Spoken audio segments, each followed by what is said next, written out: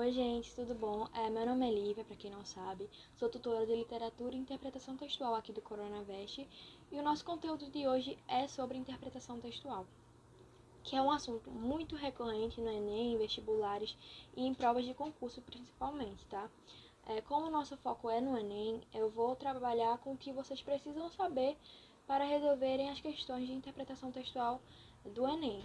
Não são questões difíceis, mas são questões que você pode conseguir resolver a partir de uma construção feita durante a preparação, tá? Porque interpretação textual é baseada também na sua postura como leitor.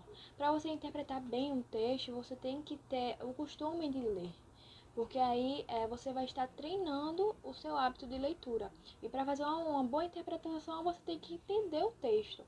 Então, não é um assunto difícil, mas é um assunto que exige treinamento e prática. E é isso, gente. Eu espero que vocês consigam absorver o conteúdo dessa aula. Se vocês tiverem alguma dúvida, me procurem, que eu vou estar à disposição. Eu enviei uma ficha para que vocês resolvam, tá? Com umas 15, não tenho certeza, questões de interpretação textual e compreensão textual, tá?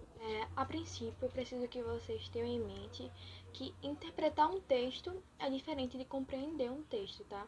Então, aí que vem a diferença de interpretação textual e compreensão textual. E vocês vão ver, conforme vocês forem fazendo as questões da ficha que eu passei, que as questões de interpretação textual e compreensão são muito diferentes, principalmente no nível de dificuldade, no tempo em que são resolvidas, e também o olhar sobre a questão muda. Isso vocês vão entender quando eu for citando as diferenças. Mas assim, eu particularmente considero as questões de compreensão textual mais fáceis e mais rápidas de serem resolvidas do que as questões de interpretação textual. Então, essas são questões que realmente vocês não podem deixar passar no Enem, nos vestibulares, porque são questões que a gente não precisa de um conhecimento prévio para resolver, como é no caso de uma questão de literatura, que a gente precisa saber a escola literária com que a gente está lidando na questão, saber um pouquinho do tipo da estética literária de tal autor, um pouquinho de uma obra, não. Essas questões de interpretação textual e compreensão textual, a gente só precisa realmente ler o texto que está sendo apresentado pela questão, entender a mensagem que está sendo passada e responder a questão. Então, assim, é preciso que a gente tenha um cuidado, que a gente exercite esse tipo de questão, que a gente faça mesmo várias questões para que vocês peguem a manha mesmo das questões de interpretação e compreensão textual. Então, quais as diferenças entre as questões de interpretação textual e compreensão textual? Na compreensão textual, existe uma leitura informativa, ou seja, você vai absorver o que está ali no texto, você vai fazer uma primeira leitura e depois que você lê na questão, vai estar pedindo uma resposta que está contida no texto. A resposta pode estar explícita, como está na alternativa, mas geralmente não vai vir assim porque não vai vir tão fácil. Vai vir parafraseada, você pega o trechinho e muda. Então, nas questões de compreensão textual, você vai olhar o texto e vai identificar o que está pedindo na questão. É como um caça-palavras, você vai buscar aquilo que você está querendo, conforme uma informação dada, por exemplo, se eu quero um gráfico, e o gráfico está me pedindo dados da população em 2010.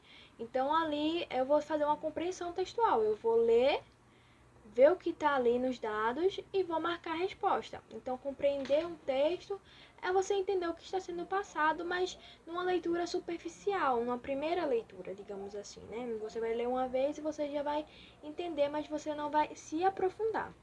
Já as questões de interpretação textual são aquelas que realmente o pessoal tem mais dificuldade de responder, porque exige um esforço maior, exige, por exemplo, que você leia mais de uma vez, caso você não entenda na primeira leitura. Então, é o tipo de questão que, por exemplo, as pessoas pegam e fazem, eu li, e não deu em nada, não consegui entender nada. Então, para que você tenha um bom desempenho nas questões de interpretação textual, é necessário que você tenha um hábito de leitura, tá? Que você leia notícias, que você leia um pouquinho de um livro todos os dias, que você realmente mantenha o hábito de leitura.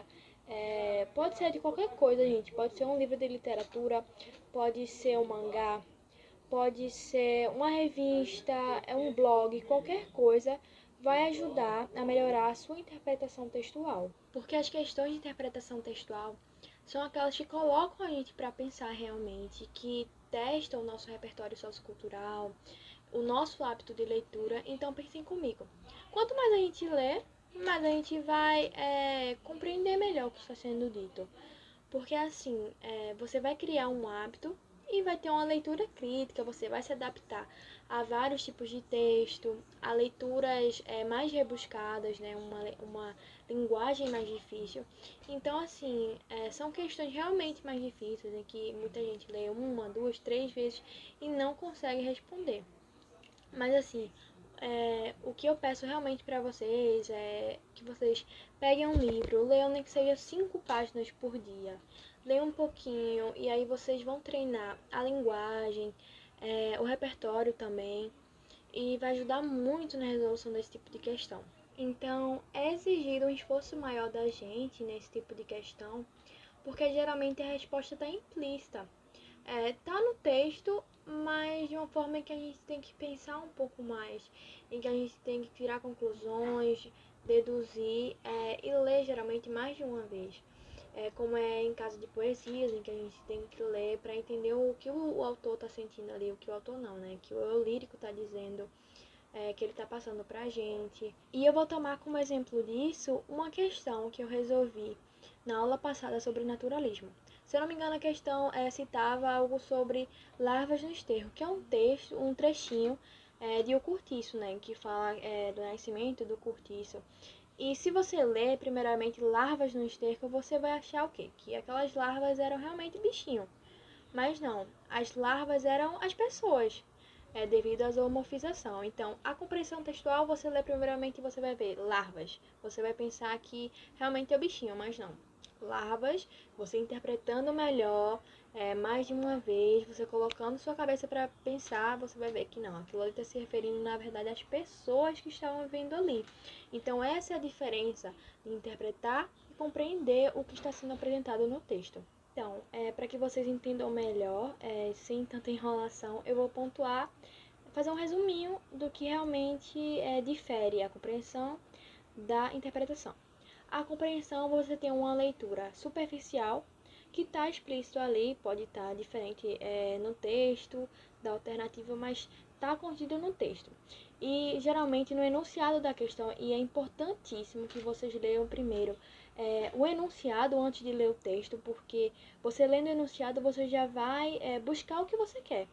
Você vai ler o texto, e às vezes o enunciado pede uma coisa e você esqueceu. Aí você tem que ler de novo. Você perde tempo que você poderia estar fazendo outra questão. O tempo que você está lendo de novo, você poderia estar fazendo outra questão. Então, leia sempre primeiro o enunciado. Então, a leitura está explícita, está sempre no texto, né? É uma leitura informativa, uma leitura da qual você extrai informações. E geralmente são questões que vêm com gráficos, para você fazer comparação, por exemplo, com um texto verbal e um texto não verbal. Questões que pedem para segundo o texto, quando vem com um gráfico, o gráfico aponta aqui, o autor do texto revela aqui. Então, são questões que você olha o texto, acha a resposta e marca. São questões que realmente você não pode deixar passar. Já na interpretação textual, o que você está buscando está implícito, ou seja, está escondido e você tem que fazer um esforço maior para encontrar a sua resposta. Então, você tem que pensar um pouquinho mais, usar o seu hábito de leitura ali para poder entender, ler uma, duas vezes, mas nunca perder muito tempo nessa leitura, tá? Se você, primeiramente, você vai lá nas alternativas que você já vê que não dá e vai eliminando. E geralmente fica duas questões, né, que você acha que é a resposta. Então, geralmente uma é o distrator. Então, você leia e veja que geralmente tem uma que não tem nada a ver, que foge, na verdade, do sentido do texto. Então, a interpretação textual, basicamente, é uma leitura que você tem que ir além do que está presente no texto. Você tem que ler o que está no texto, mas você vai continuar pensando ali, uma leitura na sua cabeça, para que você consiga entender o que está sendo dito para poder responder a questão. Com base também em uma leitura crítica, tá? Que é importantíssimo que você tenha criticidade na interpretação de um texto. E além das informações que eu citei, é importante que vocês delimitem o tema, tá? Que vocês nem reduzam nem ultrapassem o que está sendo dito no texto. E aí vem dois errinhos que podem fazer você perder sua questão por besteira. Então, esses errinhos são a extrapolação e a redução. Na redução, basicamente, você vai focar em uma parte do texto e vai esquecer de todo o resto. E só com aquilo na mente, você gravando só aquilo na mente, você pode marcar uma alternativa por impulso e errar. Quando na verdade você não deu importância ao resto do texto, a toda a informação que estava presente no texto, para que você entendesse da forma correta, tá? Já a extrapolação é o contrário, é quando você ultrapassa o que está sendo dito ali no texto. Por exemplo, na fuga, o tema da redação, que é o que mais acontece. O tema é dado a você, mas você vai em uma ramificação do tema. Você só foca naquilo, então você está fugindo do tema. Ou quando, por exemplo, numa questão de história, você está falando de uma guerra, mas ali na alternativa está apresentando um fato que não está contido no texto. É um fato verdadeiro, mas não está contido no texto e não está sendo pedido aquilo no enunciado. Então você está extrapolando os limites daquele texto, o limite da questão. E essas extrapolações geralmente são colocadas nas alternativas. São informações verídicas sobre o texto apresentado, sobre o contexto, enfim, mas que na verdade são os distratores da questão, que é geralmente quando você fica em dúvida entre as duas, né? E você acha que as duas estão certas, mas na verdade tem uma só. Então, essa que geralmente está meio certa é o distrator, mas é nisso que você tem que prestar atenção. Existe um limite no que está sendo apresentado para você, você não pode extrapolar. Se está pedindo uma coisa na questão, você tem que responder o que está sendo pedido, não imaginar, fugir, tá? Você esteja preso na delimitação do tema, no que diz respeito ao enunciado da questão, tá? Então é isso, pessoal. Primeiro, sempre leiam o enunciado da questão antes de partir para o texto, tá bom? Para a imagem, enfim. Leiam também a fonte, a referência do texto, para que geralmente na fonte já tem alguma coisa sobre a resposta, tá? Já tem uma ajuda, ou pode inserir você num contexto, então tudo é válido para que vocês acertem a questão. E não fujam do que está sendo pedido, tá? Não extrapolem os limites do texto. E se precisarem, leiam uma, duas vezes só para ter certeza, mas nunca deixem de ler o texto que está sendo apresentado, tá? Porque muita gente pode até ir direto para as alternativas, vendo o enunciado e esquecer de ler o texto. Lê o enunciado, vai para o texto, achou a resposta, ou se você quiser pode até ler as alternativas antes de ir para o texto, tá? Mas sempre retorne ao texto para que você responda rápido e entenda para marcar a resposta certa, tá bom? Então, vamos à primeira questão. Enem 2017. E a gente tem que ir, primeiramente, como eu falei, no enunciado da questão, tá? Para que a gente já vá com o olho na resposta no texto. De acordo com o texto, se é de acordo com o texto, a resposta está no texto. Se a resposta está no texto, é uma questão de compreensão textual. De acordo com o texto, as estratégias argumentativas e o uso da linguagem na produção da propaganda favorecem a. Então, vamos ler o texto para saber essa resposta. Propaganda. O exame dos textos e mensagens de propaganda revela que ele apresenta posições parciais que refletem apenas o pensamento de uma minoria, o desejo de uma minoria, né? Como se exprimisse, em vez disso, a convicção de uma população. Trata-se, no fundo, de convencer o ouvinte ou o leitor de que, em termos de opinião, está fora do caminho certo e de induzi-lo a aderir às teses que lhe são apresentadas, por um mecanismo bem conhecido da psicologia social, o do conformismo induzido por pressões do grupo sobre o indivíduo isolado. Então, voltando ao enunciado, para confirmar, de acordo com o texto, as estratégias argumentativas e o uso da linguagem na produção da propaganda favorecem a. Então, essas estratégias de argumentação favorecem o quê? A reflexão da sociedade sobre os produtos anunciados? Não. Ele não está falando num texto sobre produtos anunciados, está falando do poder de persuasão de uma propaganda, tá? Da intenção comunicativa dela. Letra B. Difusão do pensamento e das preferências das grandes massas. Não poderia ser o distrator essa daqui, mas aqui está falando, no texto fala de grupos específicos, de minorias, e aqui está falando de grandes massas, então essa não é a resposta. Letra C. Imposição das ideias e posições de grupos específicos. Sim, que é justamente o que está falando na questão, né? Que você se utiliza de uma propaganda com ideias defendidas por um grupo específico, e aí você procura disseminar essas suas ideias e atingir certo público para que essas pessoas façam a adesão da sua ideia. Então essa é a resposta, letra C. A segunda questão. Enem 2019. E aí, novamente, primeiro vamos ao enunciado. De acordo com esse infográfico, aí eu vou tentar colocar o infográfico em algum lugar aqui do vídeo para que vocês possam acompanhar também. De acordo com esse infográfico, as redes sociais estimulam diferentes comportamentos dos usuários, que revelam, então, o que é que esses comportamentos dos usuários na rede revelam, nas redes sociais revelam, né? Então, aqui, os tipos cheios de si. O difícil é encontrar quem nunca cruzou com ou se passou por um desses online. Então, quais são esses tipos cheios de si?